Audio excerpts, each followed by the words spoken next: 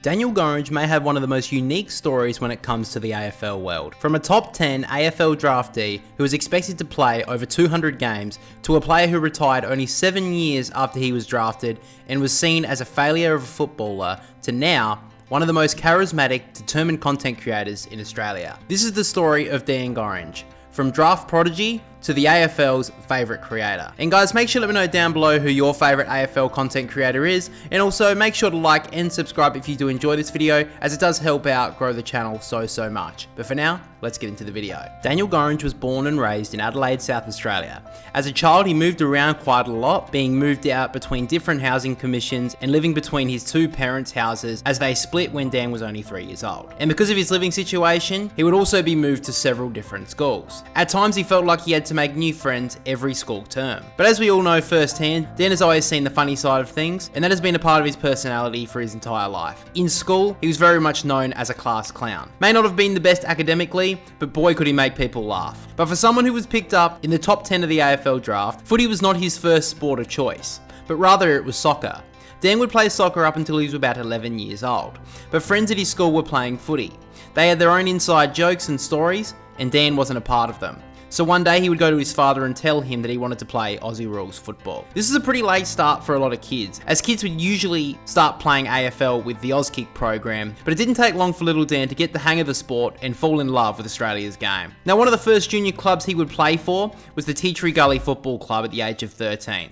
And later, he would switch to the Norwood Football Club and would actually play in the top level of the Sandful in his early years. He played in Norwood senior side for most of 2010 and averaged over 21 hitouts per game, and also made the South Australian State League team for the Under-18 Championships. As a result, he was named as the starting ruckman for the 2010 Under-18 All-Australian team and was invited to participate in the 2010 AFL Draft Combine, where he ranked first in physical testing amongst other ruck draft prospects in his age group, and a month later, he would of course be picked up by the Gold Coast Suns at pick 10 of the 2010 draft. He achieved a massive milestone of not only being one of the best young prospects in the country, but also being drafted to an AFL club. It would be a dream come true for so many people, and for someone with so much promise, this could be the beginning of a great career. However, as most of us know, the football career of Daniel Gorringe didn't pan out as most people expected. But to the career itself, Gorringe would make his AFL debut in round 3 of 2011 against the Western Bulldogs, and at the time the Suns were just starting out and faced some heavy defeats early on. However, Dan was in the team when the Gold Coast won their first ever game in round 5 of 2011 against Port Adelaide. This was one of only a few joys he would see in his first season, as he would be injured quite a lot, finishing with only 7 games in his debut year. But as we know, some bigger bodied players can take more time to develop, and after an injury plagued first season, hopes were high that Dan could find his feet in his second year.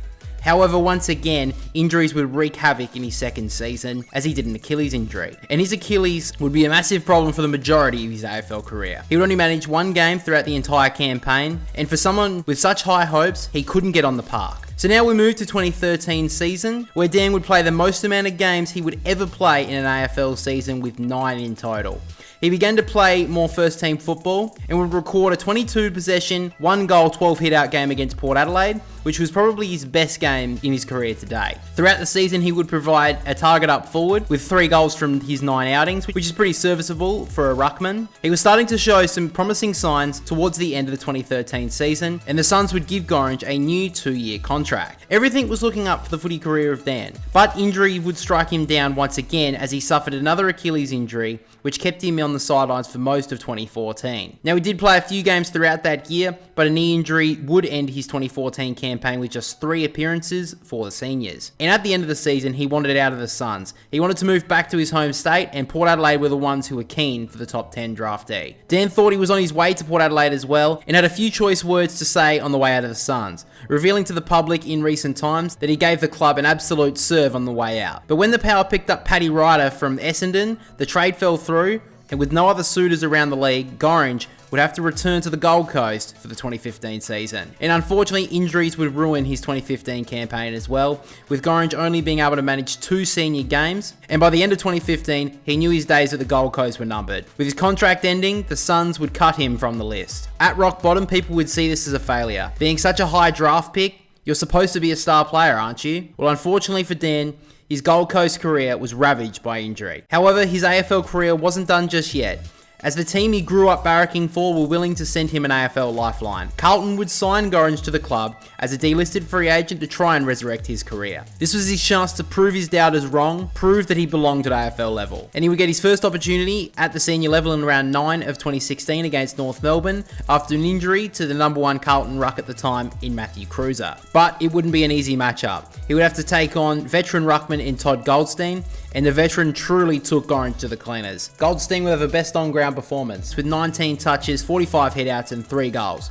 while Gorringe only had 13 touches, 7 hitouts and 1 goal, and the Blues would get smashed by 67 points. Dan would be out of the side the next week, but would return in round 11 against the Lions and had his best performance as a Blue, as he finished with 18 touches, 7 marks, 3 tackles and a goal. There was a glimmer of hope that maybe Dan could get his career going at the Blues, but sadly, he would only manage 2 more games throughout the 2016 campaign after sustaining a hip injury. And in the 2017 pre-season, his troublesome Achilles injury ruined yet another year. He couldn't get going throughout any time in the 2017 campaign, and at the conclusion of the season, Daniel Gorringe decided it was time to step away from the game. Gorringe retired with 26 games to his name, 11 goals, and countless injuries that Daniel Gorringe would sustain throughout the AFL career, which took away most of his mobility, which was one of his strengths as a ruckman, lost all his speed and the majority of his confidence in his body. Unfortunately for Dan, every time he hit a roadblock, it put more doubt in his mind, and with that, his motivation to improve dwindled as the years went on. I just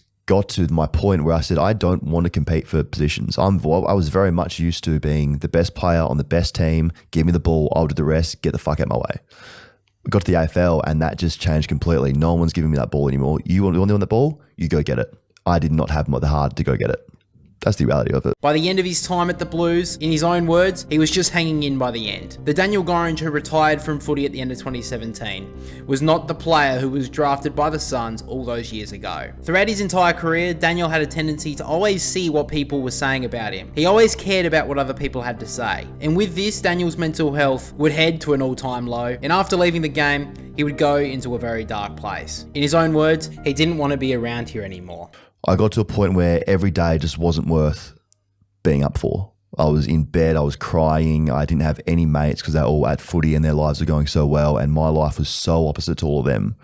And the day that obviously it was bubbling away, but the day that I decided to check out was, and I haven't told the story about it, so it's obviously very open me saying it now. The day I decided to do it, I remember feeding my dogs. I then shut the door on them.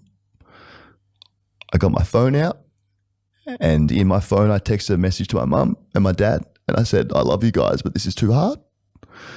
And I got in my car and put the pedal down to the ground, aiming for a tree. Wow. And something said in me as I got close to that tree, don't do that. Don't do that. And you put your foot on the brake.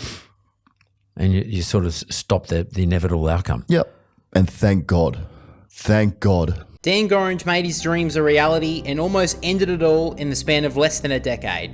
People may think that someone who is 6'7", an athlete, and has played the game that a lot of us dream of would be on cloud 9. But it really makes you think you never really know how people are behind the scenes. But thank God he stopped himself from ending it all. Soon after this, he called his stepmom, who lived interstate at the time, to come over and visit him and help him out with cleaning up, cooking him meals, helping him get back on track, and talk about how he was really going, what he was really going through. He got professional help and slowly things would start to get better. And that's the thing about the mental health thing, is that when you're that low in a spot, you don't think clearly. You know, people always say, reach out to someone because it's never as bad as it seems. And now after going to the other side of putting my foot on that brake and not going ahead, I can see that clearly now. But being in that spot, you don't think like that at all. You literally think like there is no way out at all. Now, it's pretty safe to say that after footy, Dan didn't have a lot of plans of what he would do next in his life. For a while, he was a real estate agent, as well as being on the tools, and even worked as a chippy for a while. But Dan wanted more.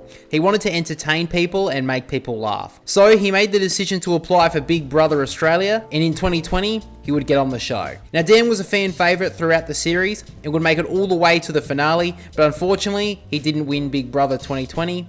But it did show him that he wanted to be in the entertainment business. And that's when when Dan started to put out a lot more online content. So Daniel Gorringe really started to grind out his content over on TikTok, where he gained a decent following early on, with already being known as a former AFL player and being seen on Big Brother, but really started to blow up with his funny versions of reactionary content on TikTok. Come on, don't stop, and keep it going, do it. Let's get it on, move it. Come on, baby, do it.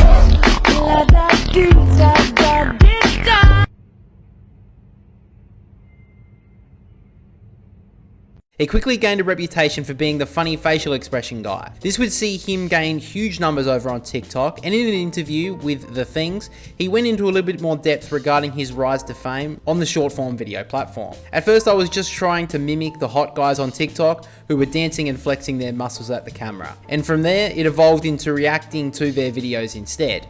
As soon as I did that, things started to take off. And I quickly realized that people all across the world were looking at their phone screens with the exact same face when watching these videos. This was showcasing his humor, and this would get his follower numbers over 7.4 million in February of 2023. Now, even though he doesn't do as much of that content anymore, it still showed his face and his personality, and in front of millions of fans, and a lot of his supporter base were Australian. And of course, with a lot of following knowing his past in football, and his first-hand experience being a part of the AFL, he started to shift a lot more of his focus to Aussie rules content. A lot of his earlier content was joking about his own football career, being a top 10 pick, playing 26 games and deciding to retire. He kind of had to acknowledge that his career wasn't the greatest, and with people on the outside saying things like he was a spud of a player, he sucked, and so on, instead of seeing these outside thoughts and letting it hurt his ego, he used it by taking the piss out of himself before others could. People saw he was in on the joke as well. Football players can sometimes be seen as gods, but he showed he was human. He had flaws just like everyone else,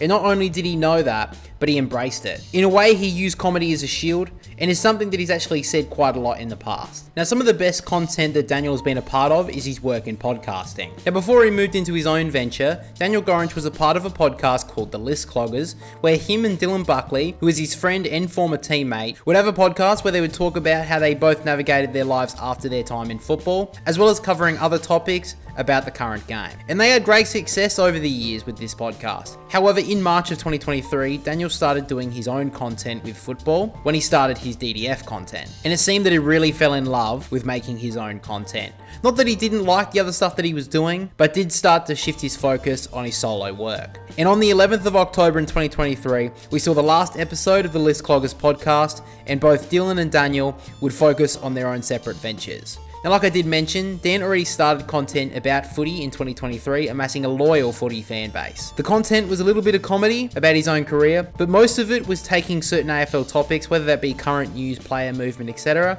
and finding a funny way to deliver it. He already showed that he could do that with his previous content, and the humour of his previous content matched with his new AFL venture. This was a brilliant combination. And he's also taking a look at the current media around the AFL. The same old boring voices talking about boring statistics that average football viewers don't care about. He saw there was a market for the AFL audience, that they were crying out for something different from these old heads in the mainstream. That's when he started up his own podcast, with the first episode of the Does Footy podcast airing in February of 2024. He quickly amassed a footy cult following of people who wanted to hear a different perspective of the footy world. Now, the basic format of his podcast were 2 episodes per week. The first episode of the week would be a review of the previous round, and the second episode of the week would be a preview of the next round. He kept it lighthearted, and him and his co-host in Ollie would look at stories around the league, but also taking the piss out of a lot of the crappy stories, and also having a non-judgmental look at serious topics. It was something different. Compared to the traditional AFL media, living off of rage bait, clickbait, and tabloid headlines, Dan saw that the same old media were not innovating,